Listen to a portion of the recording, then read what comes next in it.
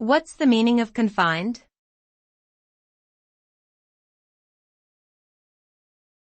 Confined.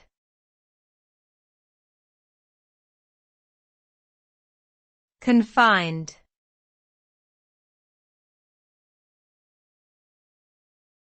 Confined.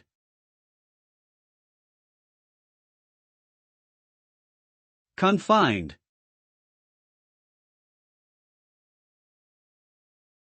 The word confined means to be restricted to a particular place or kept within certain limits. When someone or something is confined, they are not able to move freely or fully express themselves. There can be various reasons for confinement, such as punishment, safety concerns, or medical reasons. In some cases, confinement can lead to feelings of isolation or frustration. However, it can also be necessary for maintaining order or protecting individuals from harm. Overall, the state of being confined can have both positive and negative impacts depending on the circumstances and duration of the confinement.